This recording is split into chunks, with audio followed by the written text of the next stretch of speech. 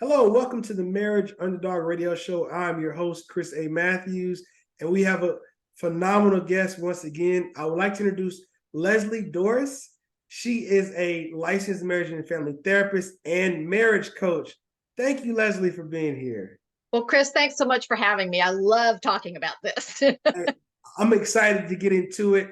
Just to let the viewers know, we met a few months back. I found your material on LinkedIn, and you were so gracious to meet with me for about an hour, and we just spoke about, the craft of marriage and family therapy. And I love to always start by asking the interviewees, what got you into the field? And especially because you predominantly work with men. So as a woman therapist that specializes with men, I'm sure you get that question. So please let us know the story around what got you into the field. Well, it's a very long story, so I'm going to cut it short. But I've worked with couples for many, many years, and interestingly enough, at some point in time, I realized that at least 50% of the people who were contacting me were men. And there's a lot of support out there for women, not necessarily accurate support, but there's a lot less support out there for men. And there are some common thoughts about men and marriage that just make me crazy because it's not my experience either personally or professionally. Can you throw a couple out real quick, just for those that may not be? Well, I mean that men aren't emotional, that men don't really care about their marriages, which is like so not true, and that men are incompetent. I generally don't do this, but I got into a conversation with somebody on Facebook who was saying not only that her husband was a child, but all men are children. And I went, that is so, I mean, if anybody said that about women, oh my gosh, would there be backlash? Right. But and we don't see the good male examples. You look on television and you have, like the King of Queens and Everybody Loves Raymond, and these guys really are incompetent, and their wife has to come in and save the day. Right. That is not what I experienced in my practice, nor is it what I've experienced. And that kind of viewpoint about men really makes them back up, become defensive, which I can't exactly say I blame them. Right. Absolutely. And they're just not supported. And so my view is if we want to have successful relationships, we cannot ignore 50% of the population or blame 50% of the population. Got you. So that's a lot of what got you into the field. You were working with couples, and you were finding that all these snap judgments and stereotypes that were not true about men, and that then preceded you to want to work exclusively with men? Right. And I actually have very much a left-brained mindset. Every man in my life, my father, my husband, several of my boyfriends, my son, they've all been scientists or engineers. So right. And my brain kind of works that way too. So I understand that way of thinking about things. And part of the reason why I went into coaching versus therapy and counseling is because counseling and therapy has this idea that somebody is broken, that somebody is sick. And it's like, no, you just don't have the skills. And that's why a lot of men don't like therapy counseling, is because it's not action oriented. And what I do with my clients is I give them the skills that, by the way, everybody needs, including women, but nobody has to go to relationship school. Even the top athletes have a coach. So talent doesn't supersede the need for a coach. No. And I love the fact that you're describing the left and right brain, because I know in therapy, as you do as well, the profession you have or the type of thinker you are impacts how you receive the material being presented in counseling. So walk us through a couple strategies or techniques that you utilize with those left brain thinkers, or the ones that might come in from an industry like engineering or really technical base, and they it's not that they're not emotional, they just see emotions in a different perspective potentially. Well, and that's really the thing. And one of the things that shows up is that every individual, not just men and women, but every individual experiences things differently, right? We're not carbon copies of each other. But what gets frustrating, I think, for men is that there's an expectation that they will respond, react, behave the way women do. Well, first off, individuals don't do that anyway, but second off, we don't. And there is this challenge for men, because being able to embrace all of their emotions is not necessarily supported. We're slowly getting there, but traditionally, men could channel their emotions either into anger or into lust. And that's shortchanging things, because the emotional system is the one we're born with. Everybody, that's how babies interact with the world. Right. But men get it, well, we all get it trained out of us a little bit, but men especially, it's the big boys don't cry, man up, these Weak if you show vulnerability. ideas that really put men into these boxes. Mm-hmm. And and so if you tend to be left-brained anyway, there's this idea that I can think my way out of this, but the problem is when we're dealing with emotions, by definition, our cognitive brain is offline when we're flooded with emotions. So if you're trying to deal, so if your wife is emotional, and this is one of the things that really upset men, they don't like it when their wives are upset, not mostly because they feel like they failed. If I somehow did not do my job, if my partner is hurting, no. But and so part of what happens with men is they go into, well, we all do, we all go into what we know how to do. And that's where a lot of the challenges come in, because when we're dealing with I tell my clients, you can't deal with an emotional issue from a place of logic. Right. And you make great sense, because even as a man and as a counselor, I use the phrase feeling is fixing, and teaching men how to fix by way of feeling. And sometimes that looks like a man in session, and he'll be a great active listener, and his wife will acknowledge that he heard her and that he was empathetic, and she'll fall into his arms, and he'll be looking at me like, Chris, what just happened? I didn't do anything. And I'm like, you did do something. You were available. Yeah. And that phrase, feeling is fixing, opening up to heal up, those are phrases that I've taglined, because a lot of men need that validation to know what fixing looks like. And it may not be a solution or just giving advice. Well, yes, and that's really, really true. But the other thing, and Brene Brown talks about this, and I can't remember which one of her TED Talks she talks about this in, but she was doing her book tour about vulnerability, and a man came up to her and he asked her, why do you never talk about vulnerability in men? And he pointed to 3 women, his wife and 2 daughters. And basically he said to her, I cannot fall off my horse. Those 3 women will not let me do it. And that's the other thing that men come into, that women say, I want my partner to be a more emotional, more available, more this. And then when he is, they don't know what to do with it. And so it puts these men in the catch-22, and that's what I really try to help them work through. That we all get to deal with our emotions in our own way. Now, what I try to do is help people deal with them productively. Right. But the way that you deal with your emotions doesn't have to mirror the way that I deal with mine, or the way that somebody else deals with theirs. And that's where the challenge comes in. Going back to what you described with the Brene Brown video, right?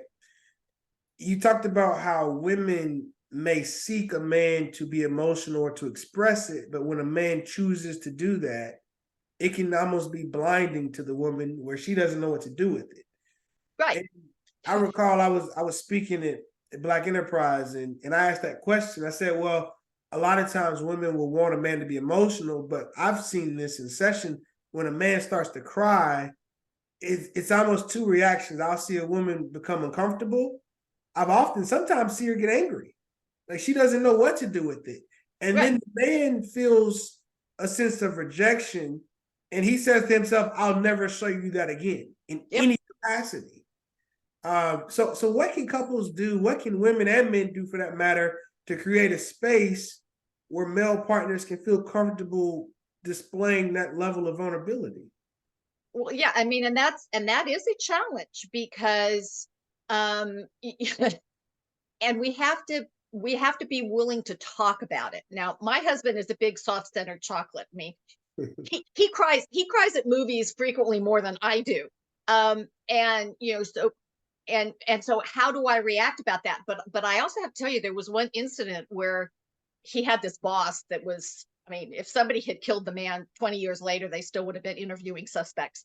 Wow. Uh, Yeah. and my husband came home one day and he said, I almost quit today. And I did not. If I could go back in my marriage and relive any part of it, that day would have been it, because I did not handle it well. And he's, and he's being vulnerable, and he's telling me, I mean, I knew about the situation, and and trying to be supportive, but in that moment, I was not supportive. And that's what men need. Well, we all need that, but it's like you said, somehow if we cut their legs out from underneath them, why would they do it again? Absolutely. And in that moment, you were more probably concerned with your own security or lack thereof because you saw the job as a Right. way to provide. So what do you mean you're not going to provide? Right. I was panicking, right?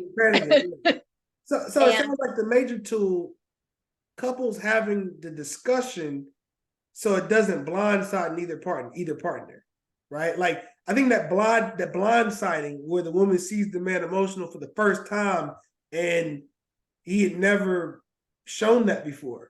So, right. so having that preventative conversation or productive conversation in the beginning, hey, when you are emotional, this is what it's going to look like. This is how I feel. Like having that open door to talk about it. That's what I'm hearing you say. Right. I mean, and it needs to start from early on. And it's like anything How early? else. Like first date, do you sit down? Hey, I'm a crier. Like no. Well, not, I mean, maybe not quite necessarily, but being, and one of the things, and it's critically important, that men be allowed or to be who they are as individuals. I get a little crazy with the whole happy wife, happy life. It's not that I don't think women should be happy, but we can't do it at the expense of their partners. And that's kind of what happens, is that, oh, I can't bring this up because it's going to rock the boat. I can't bring this up because she's going to cry. I can't bring this, and so men sit on this stuff, and it doesn't mean they're not feeling it. It just means they don't feel like they have a safe place to come to the table to say, hey, I'm really struggling with this. Can we talk about it? Gotcha. And it's allowing both people to step into their full authentic selves, because that's what we really want. Right. So I'm hearing you say creating a space where both people are safe enough to talk about it early and often, Yeah. and be mindful that even in a courtship phase, if you and I think courtship, I think you should always be redating your partner, right? Oh, your yeah. changing. When my wife met me, I don't believe I ever cried. It wasn't because I don't believe in crying. Nothing ever moved me to tears. Right. And then, having kids, having different experiences, I may now be more susceptible to crying. But that's a new person then. So updating your partner on who you are, because you may have for the women or ladies listening, your man may have been a lot more intact in terms of less expressive when he was initially dating you, but as life has put more on him, he may now be more willing to express it.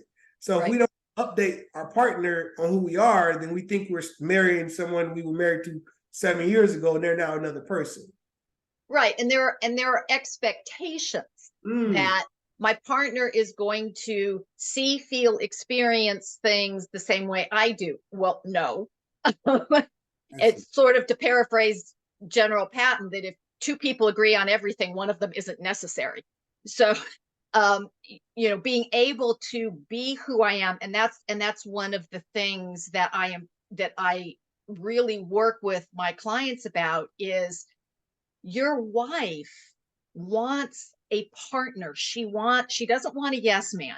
She wants somebody who is going to stand in his strengths, be open, but can be this person that she fell in love with, where if it all just becomes yes, dear, whatever you want, dear, that's not a healthy relationship. A lot of men do that though because they either want to avoid a fight.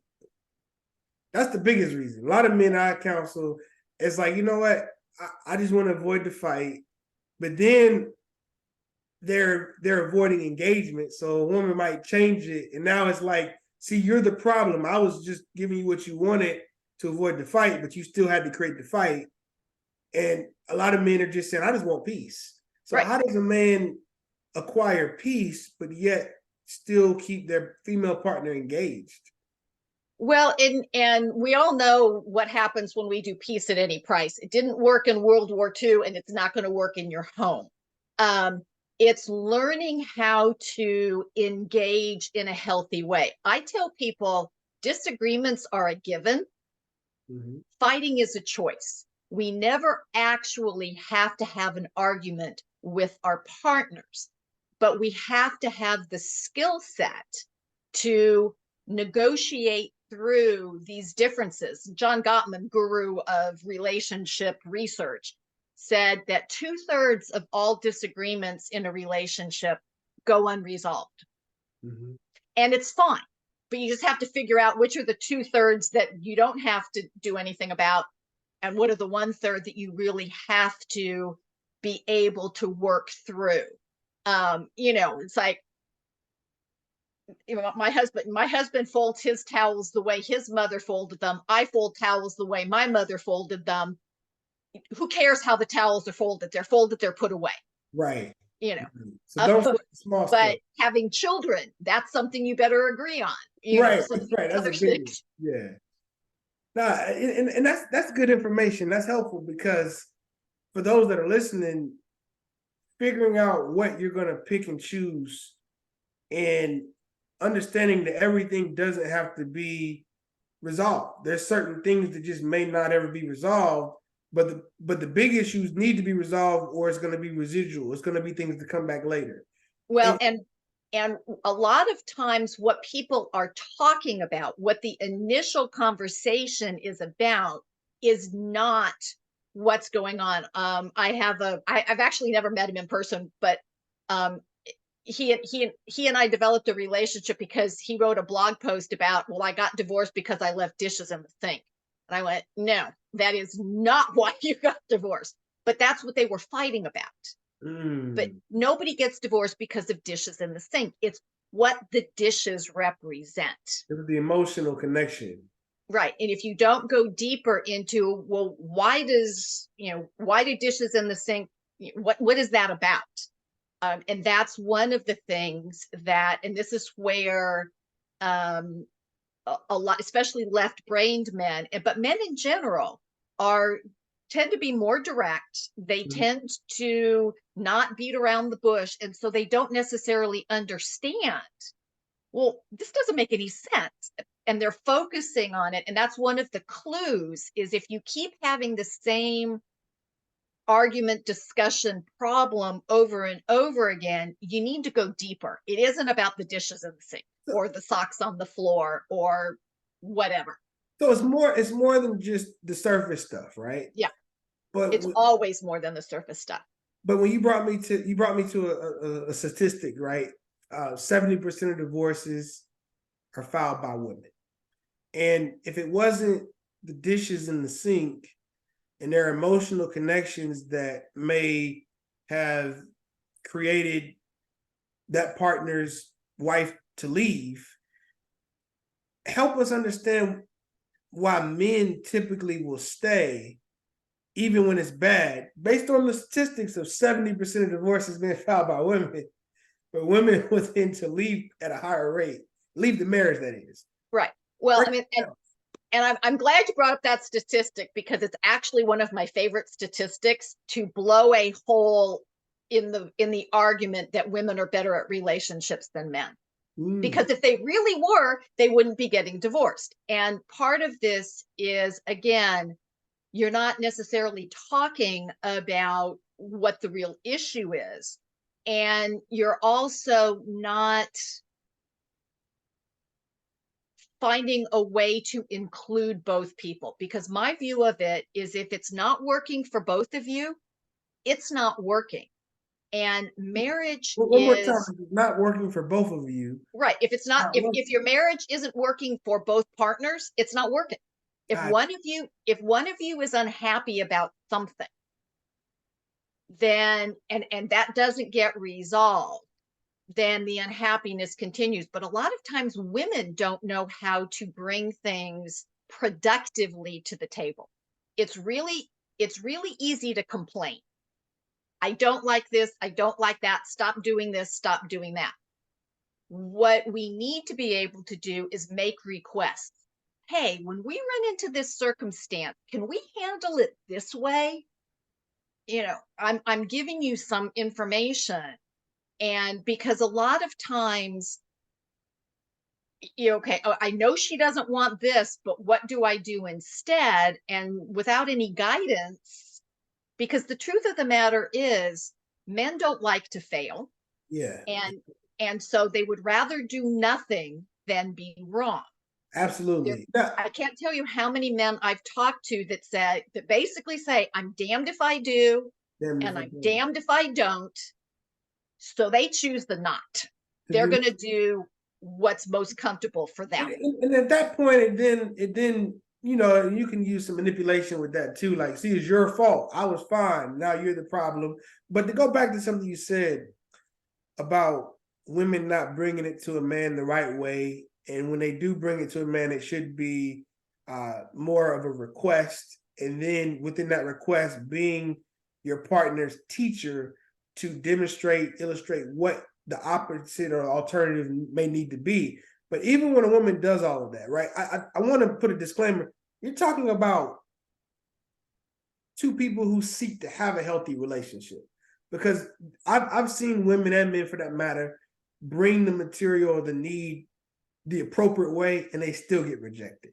So what happens when a woman, or a man for that matter, has a consistency of bringing it to their partner in different ways, but the requests still aren't appreciated or accepted?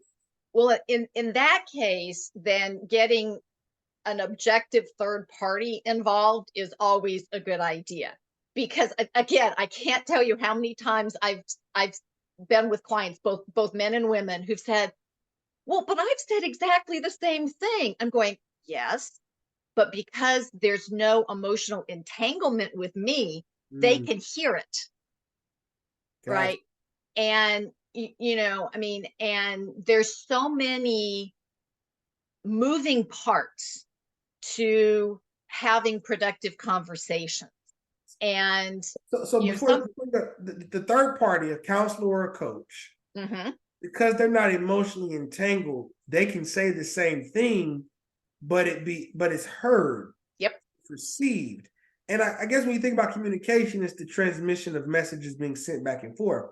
Right. So sometimes it's not as if the counselor or the coach is making up some new material. They're just playing it at a different frequency where it can be heard. Right. Because the trigger into defensiveness isn't right there. Right. I mean, literally same words, same everything. And they go, well, why can they hear it from you? I said, because there's not that emotional involvement. There's no, you know, there's that space that allows for it to be heard. And that's one of the challenges, because about women going and initiating more of the divorces, because and maybe you can answer this for me, Chris, because I'm really interested about this. I do not believe that men want less from their relationships. I think maybe they have learned to expect less. So they're willing to put up with stuff either because they don't know how to resolve it, or because, well, this is the way it's supposed to be. So I'm gonna answer this, and I'm going on. Not this isn't personal experience. This is just being a marriage counselor that predominantly sees couples. Unfortunately, a lot of men that I see that are uncomfortable or unhappy in their marriage, they will go out and supplement the marriage with external relationships, and those external relationships may not always be an affair partner. It could be work, it could be a hobby, it could be PlayStation, it could be generating more money, it could be being a coach for the kids' football or basketball or baseball team or soccer team where you're never home, right? It's a distraction. Mm-hmm. A lot of times I think that's why men don't initiate the divorce, but they still are checked out as well. They're just better at disguising being checked out with a distraction. Well, yes, and that goes back to, I don't know how to fix this, so I'm going to go do something else. I'm going to go where I do feel capable, competent. Mm-hmm. You know, I know how to coach the kids' soccer team. I know how to excel at work. I know how to, do this. And that really is what it is. And there is a huge skill deficit. And I would argue there's a skill deficit for women in relationships. We don't, I had a client many years ago who came, she bounced into the office one day and she said, I had an epiphany. I said, great, what is it? And she says, relationships aren't natural. And I said, well, where did you get the idea that they were? But, it's easy to fall in love. It's easy to, start out, but marriage is such a complicated relationship. It is a combination of every other relationship we're in. It's a legal arrangement. It's a partnership. It's a romance. You name it, it's there. There's a lot of intersections to it. Yeah. And we just don't have the skill set. Now, to go back, unfortunately, a lot of men that I see, they may wrap themselves into work or things they're good at, but it does create a fertile environment for infidelity to grow. A lot of the infidelity that I see in my practice that I treat with couples from a man that cheated, they were using infidelity to supplement or to distract themselves from a marriage that wasn't providing the fruits that they sought. Now, in situations where a female partner comes in with a male partner and she's hurt because she thought or she felt like she was giving it all to the man and he still cheated, those are some of the toughest cases I deal with, because men and women, for that matter, can also be broken. Just because you're in a relationship doesn't mean you have it all together internally. No. So I find a lot of those men, they don't have the capacity to receive what a good spouse may be providing them with. So they just don't know how to be a good husband, even if the wife is doing what she's supposed to do. Well, I mean, and again, this is about having regular conversation. It's about, what do we want this relationship to look like? What have we experienced in the past, both in our own romantic relationships and on our families, and not just our nuclear families, but our surrounding families? Are there examples of good relationships? Right. I mean, we are now on at least the third generation of divorces. I mean, when they took no fault divorces came into being in the 70s. And, and so people just think, oh, when it gets tough, we're just going to end it because the kids will be okay. Please stop that. Kids aren't, stop. Stop. They're going to be impacted. Yeah. And that rhetoric is really upsetting me. A lot of people are like, well, I'm divorcing, because of the kids that they're seeing us argue and fight. Well, they would be healthier if they saw you get help as well. Yeah, I mean, and that's the thing. I mean, I used to get people, it's like, well, we tried everything. Well, did you get outside help? Did you get therapy or coaching? Well, yeah, we went once. No. Yeah, yeah. Process. Now, No. now, Yeah. now you think about what you do as a marriage coach, you're a licensed marriage and family therapist, and you have books, you have products. Talk about your products and how they can help men and women, for that matter, who may want to learn more about your approaches and just what you do. Well, the first book I wrote was called Blueprint for a Lasting Marriage, because it was like, okay, what are the components that we need to have in here? And I talk about, building the marriage from the ground up, and then I talk about the 5 major areas of a relationship: communication, friends and family, intimacy, children, if you decide to have them, and finances, money. Those are the 5 major areas that people need to have. What's our plan, right? And then the most recent book I've written, it's called Hero Husband. Yeah, how to make your wife and you really happy. And I take that from the viewpoint of a bunch of superheroes, and starting out with Batman and ending up, um, taking them through, and here are the characteristics of the superheroes and their challenges and how to apply it to your marriage, because men want to be the heroes of their families. And I mean, and what we pay attention to matters. And I just wrote a blog post about, her tears are my kryptonite, because taking it from the Superman, it's like, I fall apart when she cries. I don't know what to do. Okay, well, her crying is not necessarily a problem, but you have to know how to deal with it. That can defuse an argument and make a woman connect really quickly with you. I'm gonna use that. Like, I'm gonna go to my wife and say, "Baby, your tears are my kryptonite." I mean, that in that moment. Now, first they have to be familiar with Superman and kryptonite, which most people, right? But what that does is, I think it creates a level of vulnerability where a woman can hear a man empathize, because sometimes a man may shut down or stonewall, not because he doesn't care, but because he just doesn't know what to do. Yes. So to let the partner know, hey, I do hurt when you hurt, I just don't know how to fix it. And to your point, men do like to win. We like to fix. We have egos, like most people do, and our egos are fueled by getting things right. And I use the example of how, when you look at the sports world, the athlete can never win too many championships. Right. They can never score too many goals. They can never throw too many touchdowns. They can never hit too many home runs. They can never have too many holes in ones. It's always more. And that fuels a man.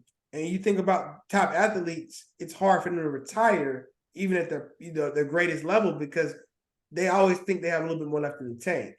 Right. So is there something that female partners can do to help their male partner, to help men get it right? Like, what can the wives listen? What can they do to help themselves by helping the husband, right? Yeah, one of my colleagues, his name's Terry Reel, has this great line about, how do I help you give me what I need, which I love. And so part of this is the willingness to share, to support, to acknowledge that, because a lot of times it's like, men will try, they're giving it a really good effort, and they're falling a little bit short, right? Because again, lack of knowledge, not lack of interest. Right. And instead of, going, great, thank you so much for doing all of these things, can we now add this other one? It's, well, I don't care how far you came, you still haven't made it to the goal line, so you're done. It's like, that is very demoralizing. What I'm really hearing you say then is, if a man is to produce a benefit, even in a small area, it might be, okay, he's taking the trash out consistently. Wife doesn't have to ask. No dirty dishes in the sink. Then it's well, why did you leave the toilet seat up? Or Right. why did you, it's like, oh, here we go again. Like, I can't ever get it right. So allowing there to be small wins in the marriage that are communicated Right. is a huge tip or task that women can do today. And a lot of women will tell me in therapy with the husband present, they'll say, well, I don't want to congratulate or celebrate one thing because in their mind, they feel like if they celebrate and congratulate one thing, he'll stop doing anything else. Well, I'm scared of that too, like that fear to validate, because it's almost like the validation will take away the further efforts because he's still not there yet. well, and again, we have to apply this, right? We would never take that attitude with our kids, right? Just go potty train, right? There, that's a process, right? And and you take them through it, and it's like, you don't get upset because, well, okay, you're not perfect at it, Right. but we have a very different standard for our partners. And we need to back off and go, okay, can I acknowledge what they're doing? And not necessarily saying that's the end of the road. I mean, I use a lot of sports analogies as well. And it's like LeBron James, probably one of the best basketball players ever, is still trying to get better. Right. Right. Right. And so if you look at it, just because he gets positive feedback does not mean he's going to give up and Yeah. sit back and go, I don't, but, and again, I would say to these women, test it, right? But again, most of us do much better with positive feedback. Now, Absolutely. there's, forget what it's called. It's like a sandwich where compliment, request, compliment, right? So you're getting it in there, but it's surrounded by, oh, here's this person who's opened the door with acknowledgement and compliment. Then they make a request, and then they close the door with another compliment or acknowledgement.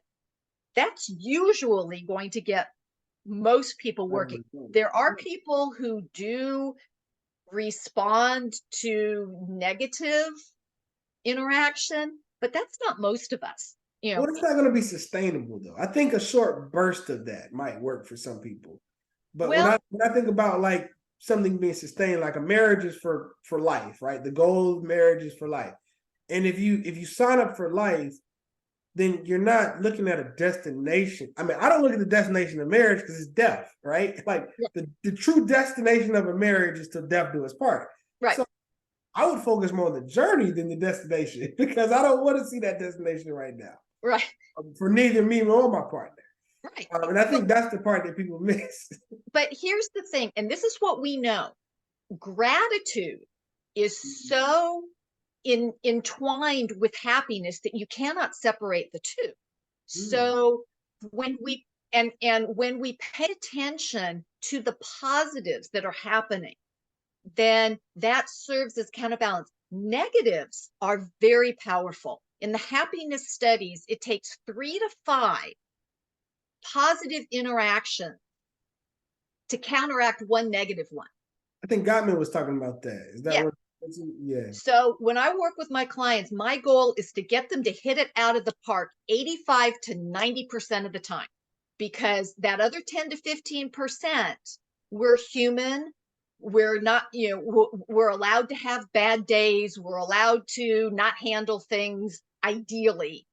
But when we only focus on the negative, and by the way, human beings are wired to look at the negative because that's how we stay alive. Mm-hmm. But if we focus too much on the negative without paying any attention to the positive, we're looking through a skewed lens.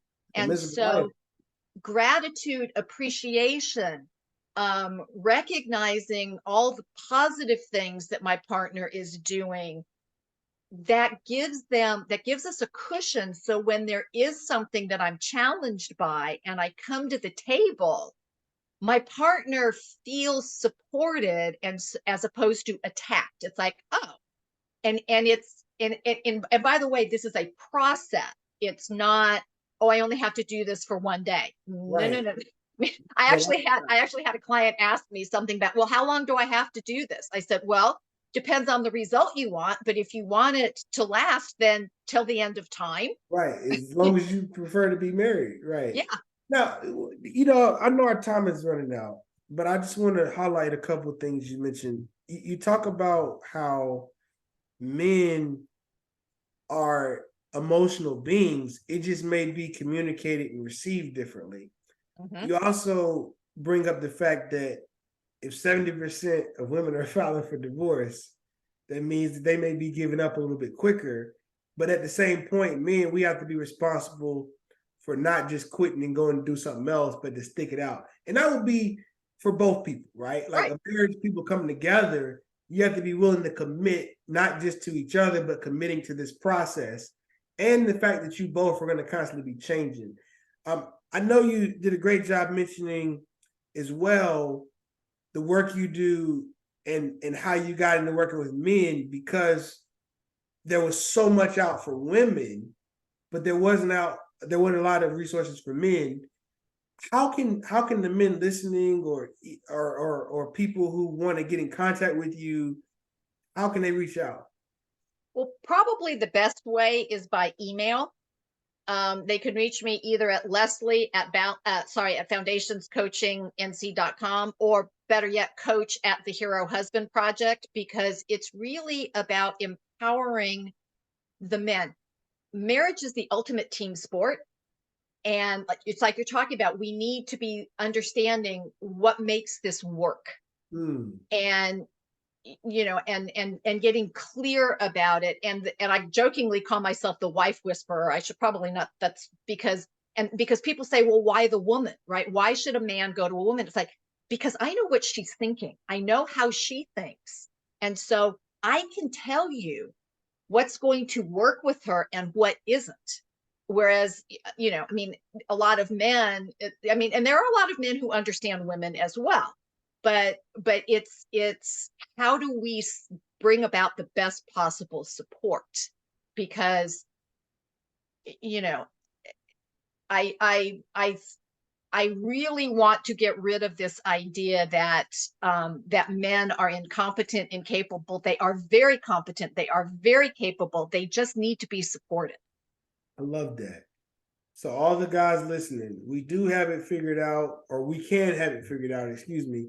We just need the support. And I love the fact that you are a woman advocating for men, because it produces an equal playing field, right? That's a lot of the goal. men can be like, see, it wasn't just me that said this. You have somebody on your team saying it too, right?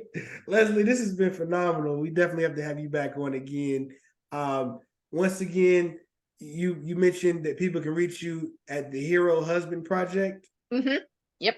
And you're currently taking coaching clients as well? Yes, I am. And just for those listening, coaching isn't state regulated at all. So wherever you are, you can reach out to Lesli. And I found you, Lesli, on your LinkedIn profile.